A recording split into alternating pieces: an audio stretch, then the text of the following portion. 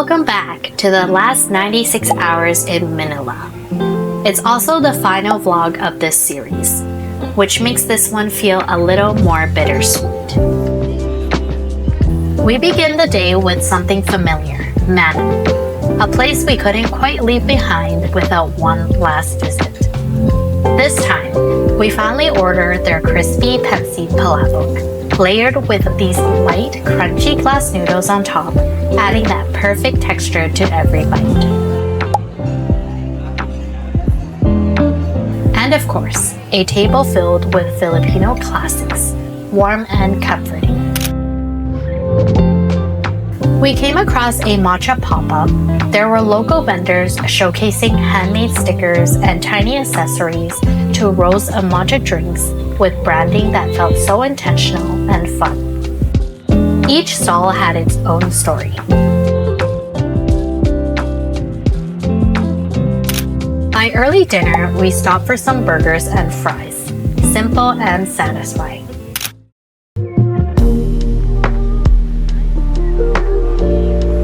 The day didn't end there because in Manila, it never really does. For a late dinner, we found ourselves at a cozy Korean spot.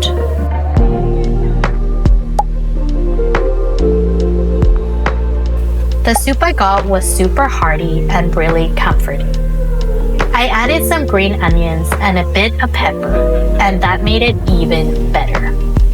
The broth was rich and milky, packed with so much meat. John's bibimbap looked just as inviting, colorful and vibrant, exactly what we needed to end the day.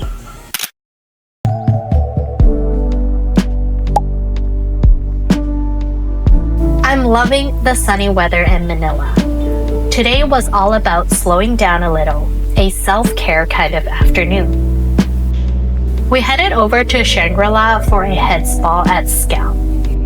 I have been seeing Skalp all over Instagram, and with all the good reviews, we had to try it for ourselves. We went for the 120-minute session, and oh my gosh, the head massage was next level. Think I fell asleep twice during the session. My scalp definitely feels cleaner, my hair feels lighter and fresher. And I love the little treat they give you at the end. Such a sweet, thoughtful touch to finish off the whole experience.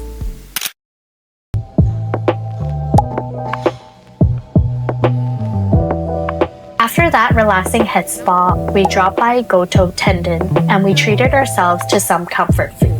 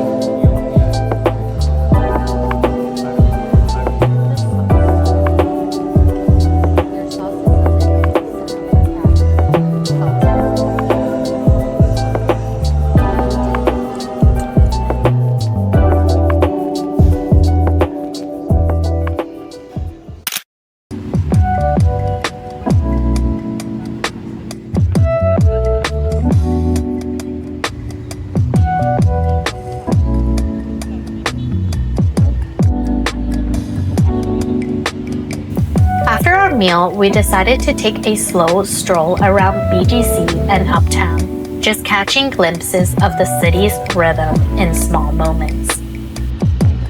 We eventually made our way back to the Airbnb, where we spent some time on the balcony just taking in the view.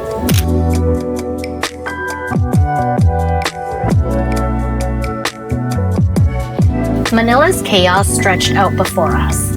It's hectic, it's crowded, but somehow it's also alive and kind of mesmerizing.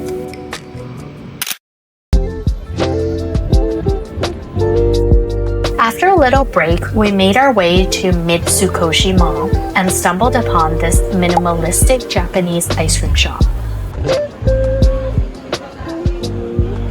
The line was long, which is always a good sign, so we knew we had to try it. What really stood out though was the aesthetic of the shop itself. Minimal branding, simple yet so memorable. We sampled a few flavors, but ended up going for the Shoyu caramel. It had this subtle, savory sweetness that actually reminded us of Japanese dango.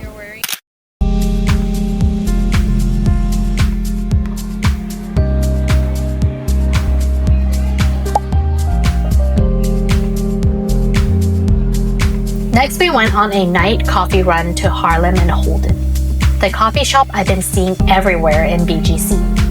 Each location has its own style, and this one stood out with its 2 floors of stylish, cozy corners.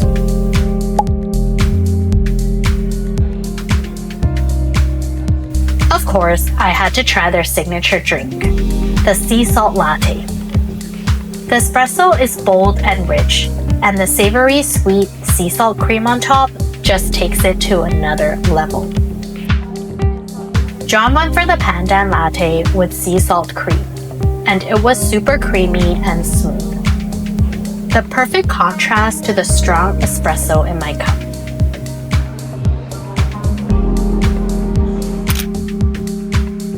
We decided on Jollibee through the Grab app, a perfect low-key ending to a full Manila day.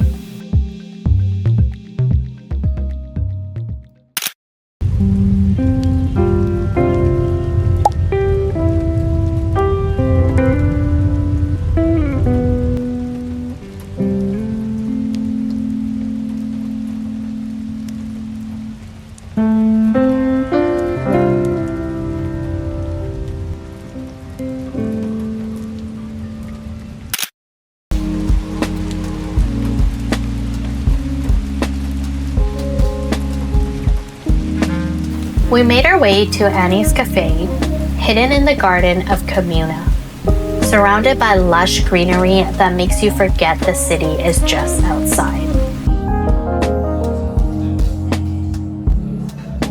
With the rain falling gently, the space felt cozy and calm.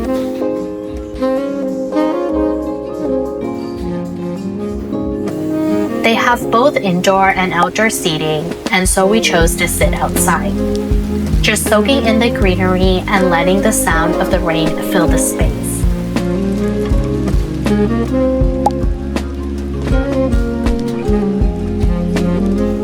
The presentation was gorgeous, definitely a spot made for photos.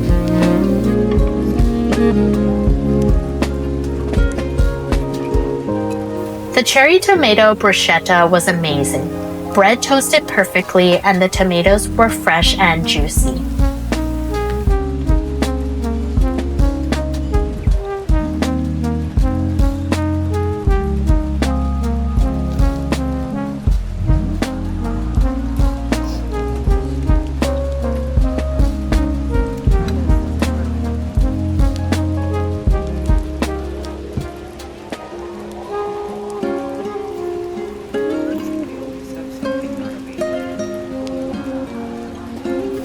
The cinnamon croissant was warm and comforting, perfect for a rainy day like this.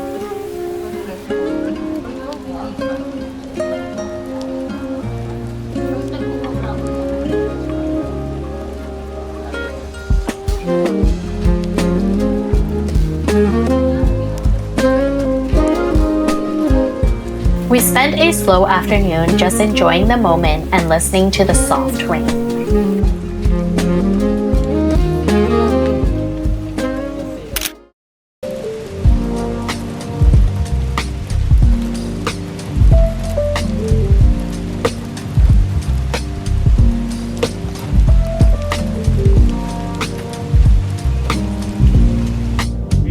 Afterwards, we explored the shops upstairs and found one with some really cool finds.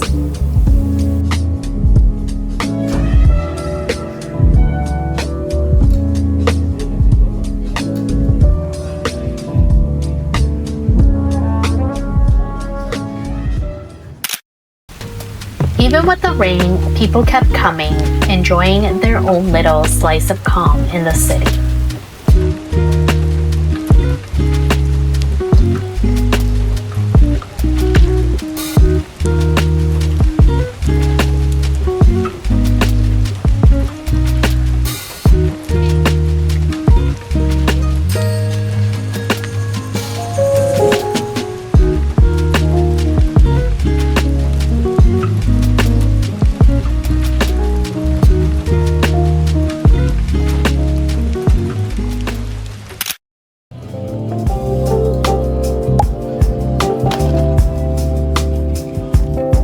We visited a maker's market at Power Plant Mall. It was full of really cool things.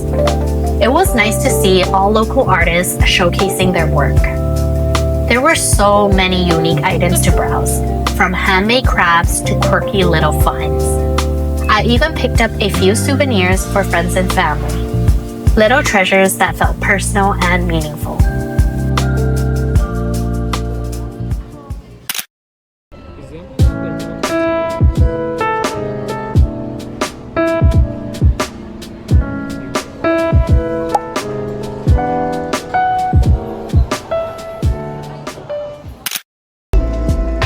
Next, we headed for an early dinner. John's friend recommended Kuya Jay for some classic Filipino eats.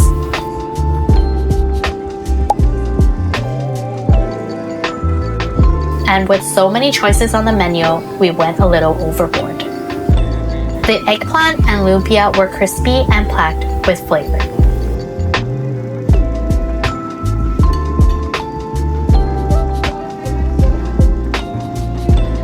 The sinigang had that warm, homey feel and the perfect amount of sourness. My favorite was the chicken barbecue, so juicy and flavorful, and that sauce was absolutely perfect, making the meal a really satisfying taste of well-cooked, traditional Filipino food. Definitely a spot I recommend if you want something hearty and authentic.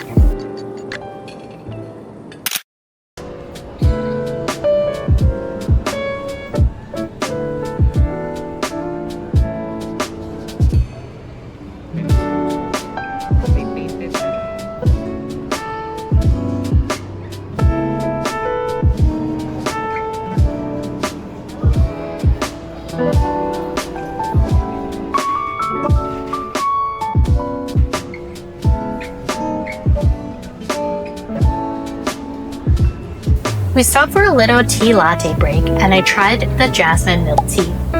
It was floral and fragrant with a strong tea flavor, and the creamy milk blended in perfectly.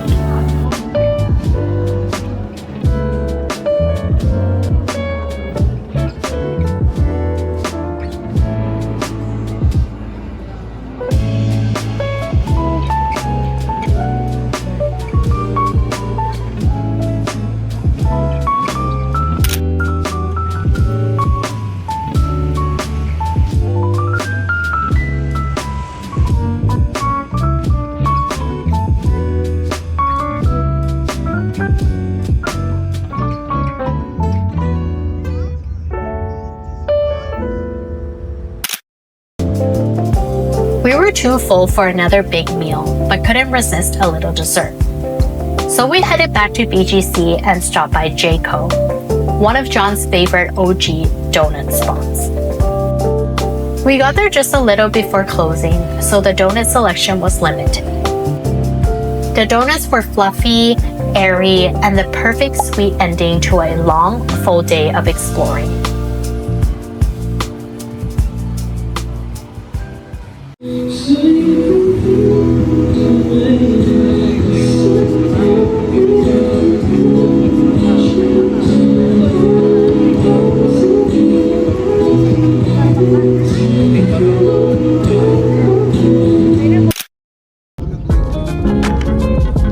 It's our last day in Manila and we're already heading to the airport.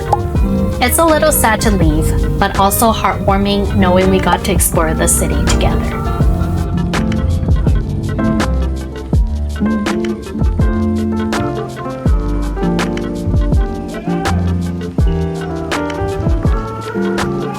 We'll be flying Cebu Pacific to another country before heading back to Canada, and we'd love for you to join us along the way. Of course, one last stop at Potato Corner. Grab some barbecue flavored fries and coconut milk to keep us refreshed for the trip.